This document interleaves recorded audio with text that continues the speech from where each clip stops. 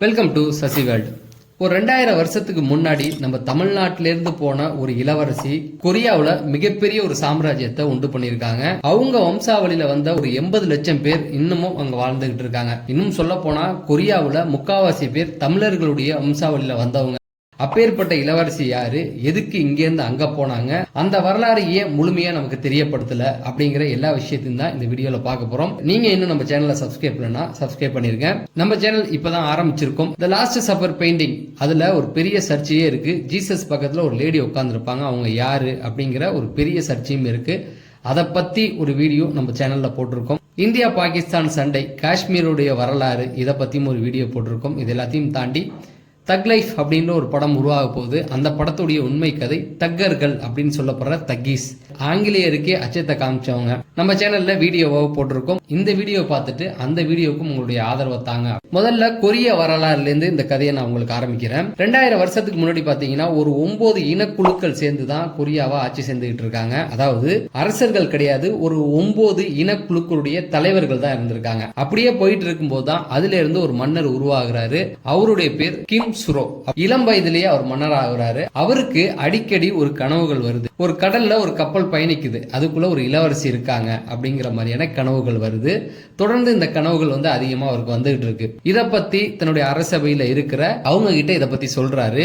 அப்ப அவங்க என்ன நினைக்கிறாங்கன்னா, கடவுள் உனக்கு ஏதோ இந்த கனவு வழியா சொல்ல நினைக்கிறாரு அப்படிங்கிற மாதிரி சொல்றாங்க. தொடர்ந்து இந்த கனவுகள் வரும்பொழுது அவர் டீப்பா அதுல ஒரு விஷயம் நோட் பண்றாரு. அந்த பெண் மேற்கு திசையிலிருந்து வராங்க அப்படிங்கறத நோட் பண்ணி சொல்றாரு. அப்ப அங்க இருக்கிற அந்த குருக்கள் அவங்க என்ன சொல்றாங்கன்னா, அது உனக்கு அதிர்ஷ்டம், பொண்ணு வேற யாரும் இல்ல, நீ கட்டிக்க போற பொண்ணு தான், அதை தான் கடவுள் உனக்கு காட்டுறாரு அப்படின்னு. ஏன்னா மேற்கு அப்படிங்கிறது அவங்களுக்கு ஒரு அதிர்ஷ்டத்தை கொடுக்கறது. கொரியாவை பொறுத்த வரைக்கும் மேற்கு திசை ஒரு சொர்க்கத்தின் திசைன்னு நினைக்கிறாங்க. அதுக்கு காரணம் புத்தர் அவங்களுக்கு மேற்கு திசையில தான் தோன்றியிருக்காரு. அதனால அது அதிர்ஷ்டம் தர்ற திசை அப்படின்னு நினைக்கிறாங்க. இந்த மன்னர் என்ன பண்றாரு அப்படின்னா, அப்ப நமக்கு வரப்போற பொண்ணு மேற்குல இருந்து தான் வரப்போறா நம்பிக்கையோட வாழ்ந்துகிட்டு இருக்காரு. அவரை கட்டிக்கிறதுக்கு பல ராணிகள் அங்கேயே தயாரா இருந்தாலும் அவங்களெல்லாம் வேணான்னு சொல்லிட்டு இந்த பொண்ணுக்காக காத்துக்கிட்டு இருக்காரு. அப்படி காத்துக்கிட்டு இருந்தது வீண் போகல. ஒரு நாள் மாலை நேரத்துல நகர்வலம் போயிட்டு இருக்காரு. நகர்வலம் போகும்பொழுது ஒரு பெரிய படை நிக்கிறத பாக்குறாரு. அவர் தான் அங்க மன்னர். ஆனா ஒரு பெரும்படை ஒண்ணு அந்த கடற்கரை நகரத்துல இறங்கி இருக்கு. நிறைய மக்கள் இருக்காங்க. ஒரு கப்பல் இருக்கு. அந்த கப்பல்ல மீன் சின்னம் பொறிக்கப்பட்டிருக்கு. ஒரு அழகான ஒரு இளவரசி இருக்காங்க. இதெல்லாம் யாரு அப்படின்னு சொல்லி அவர் விசாரிக்கிறாரு. அவங்க ஆயுதா அப்படிங்கிற ஒரு நாட்டில இருந்து வந்திருக்கதாகவும் அவங்க கடல் வணிகம் மேற்கொண்டிருக்கதாகவும் சொல்றாங்க. அப்ப அவங்க வந்த திசை பாத்தீங்கன்னா மேற்குல இருந்து வந்திருக்காங்க அப்படிங்கறத தெரிஞ்சுக்கிறாரு. அதுக்கப்புறமேட்டுக்கு அவங்கள போய் தனியா சந்திக்கிறாரு.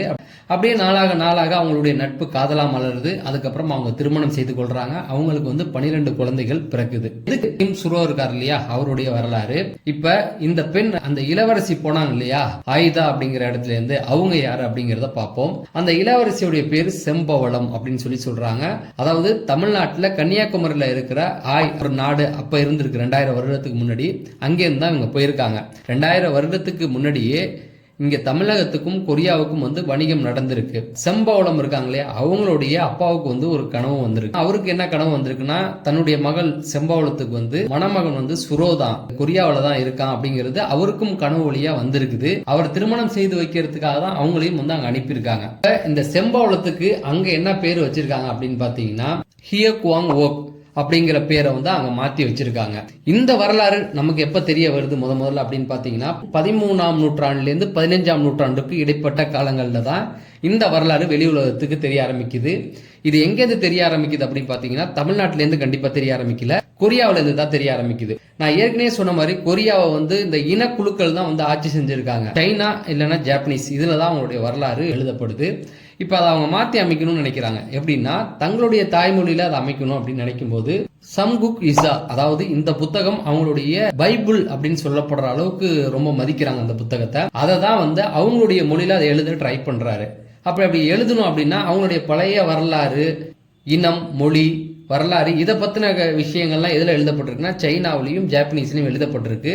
அப்ப அதை எல்லாத்தையுமே தங்களுடைய சொந்த மொழிகளில் டிரான்ஸ்லேட் பண்ணி எழுதுறதுக்கு முயற்சி பண்ணும்போதுதான் இந்த கதை அவங்களுக்கு தெரிய ஆரம்பிக்குது. அப்ப நம்முடைய வம்சாவளி எங்கேருந்து ஆரம்பிக்குது அப்படின்னு பாத்தீங்கன்னா செம்பவளம் இருக்காங்களா ராணி, தமிழ்நாட்டில இருந்து போனவங்களுக்கும் சுரோ மன்னனுக்கும் பிறந்த வம்சாவளி தான் நாம அப்படிங்கறத அவங்க தெரிஞ்சுக்கிறாங்க. அவங்க தான் கயா அப்படிங்கிற ஒரு சாம்ராஜ்யத்தை தோற்று வச்சிருக்காங்க. அப்படிங்கிறதையும் அவங்க தெரிஞ்சுக்கிறாங்க. இந்த செம்பவளம் ராணி வந்து அங்க போனதுக்கு அப்புறம் அந்த மன்னர் வந்து அவங்கள ரொம்ப கடவுள் வந்து அவங்களுக்கு காமிச்ச பொண்ணு அப்படிங்கிறதுனால ரொம்ப காதலிச்சு தான் கல்யாணம் பண்ணிக்கிட்டாரு. அதனாலேயே அவங்களுடைய விருப்பத்துக்கு விடுறாரு. அவங்க கேட்கறது எல்லாமே அங்க நடக்குது. அதன் விளைவா பாத்தீங்கன்னா அப்பா அம்மா, நான் எங்க ஊர்ல எங்க அப்பா அம்மாவை எப்படி அழைப்போனோ அதே போலதான் இங்க உள்ளவங்களும் அழைக்கணும் அப்படிங்கிற மாதிரிலாம் சொல்றாங்க. அதுக்கெல்லாம் அவர் ஒத்துக்கிறாரு. அது இல்லாம தமிழ்ல இருக்கிற ஒரு 500க்கும் மேற்பட்ட வார்த்தைகள் வந்து கொரியாவிலையும் பேசப்படுது. அதுக்கு காரணம் பாத்தீங்கன்னா இவங்க தான். இவங்க வழியா அங்க போன வார்த்தைகள் தான். அதுக்கப்புறம் பாத்தீங்க அப்படின்னா இன்னைக்கு நம்ம சாப்பிட்ற ஊறுகாய், கொழுக்கட்டை, பொரி உருண்டை, இந்த மாதிரி தோசை, இது எல்லாமே வந்து பாத்தீங்கன்னா கொரியாவிலையும் இருக்கு. இதுவும் வந்து இவங்க வழியா அங்க போனதுதான்.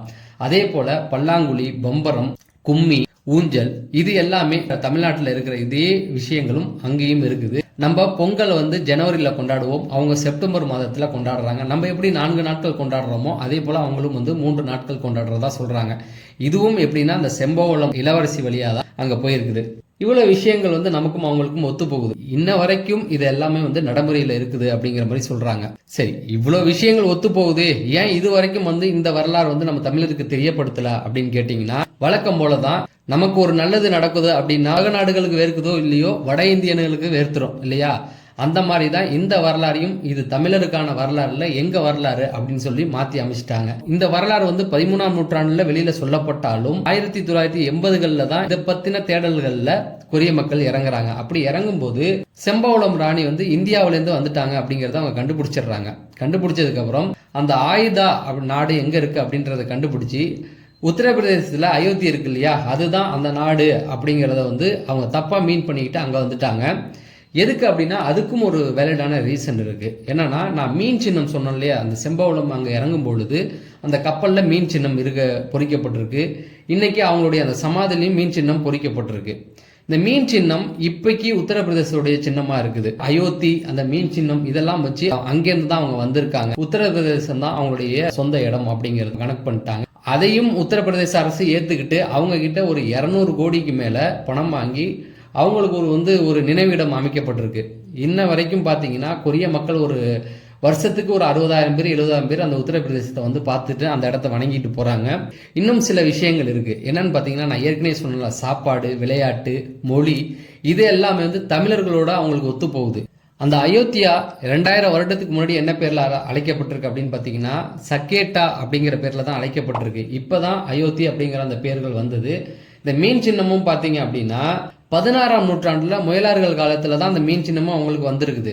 ஆனா அவங்களுக்கு முன்னாடியே மீன் சின்னம் பாண்டியர்களது அப்படிங்கிறது நமக்கு எல்லாருக்கும் தெரியும். அதுக்கப்புறமேட்டுக்கு 1900 இந்த காலகட்டத்துல அந்த அரசு வந்து அதையே ஏத்துக்கிட்டாங்க. இதெல்லாம் அடிப்படையா வச்சு அது அவங்களுடைய வரலாறு அப்படின்னு சொன்னோன்னே அதை அவங்க ஏத்துக்கிட்டாங்க. இப்ப சில வருடங்களா பாத்தீங்கன்னா இந்த வரலாற்றை மாற்றி அமைக்கிற முயற்சிகளும் போயிட்டு இருக்கு. இப்ப கொரியாவில் இருக்க சில வரலாற்று அறிஞர்கள் இதை ஆய்வு செய்ய தயாராகவும் இருக்காங்க. அதாவது தமிழ்நாட்டில் வந்து ஆய்வு செய்யவும் தயாரா இருக்காங்க. அந்த முயற்சிகள் போயிட்டு இருக்கு. இந்த செம்பவளம், இந்த ராணியோடைய வரலாறு கூடி சீக்கிரம் இந்த வெளி உலகத்துக்கு வரப்போகுது. அவங்க தமிழ்நாட்டை சார்ந்தவங்க தான். அவங்க வழியா தான் இன்னைக்கு ஒரு 80 லட்சம் பேர் அங்க வாழ்ந்துகிட்டு இருக்காங்க. தொடர்ந்து இந்த மாதிரி வரலாற்றில் மறைக்கப்பட்டுள்ள சுவாரஸ்யமான விஷயங்களை தெரிஞ்சுக்க நம்முடைய சேனலை சப்ஸ்கிரைப் பண்ணுங்க அப்படின்னு சொல்லி, கண்டிப்பா இந்த வீடியோ நீங்க லைக் பண்ணா இன்னும் நிறைய பேருக்கு இந்த வீடியோ சஜெக்ஷன் ஆகும். நீங்க இன்னும் நம்ம சேனலை சப்ஸ்கிரைப் பண்ணா சப்ஸ்கிரைப் பண்ணிட்டு பக்கத்துல இருக்க பெல் ஐக்கானை கிளிக் பண்ணி ஆள்னு கொடுத்தீங்கன்னா நான் வீடியோ போடும்போதெல்லாம் உங்களுக்கு நோட்டிஃபை ஆகும்.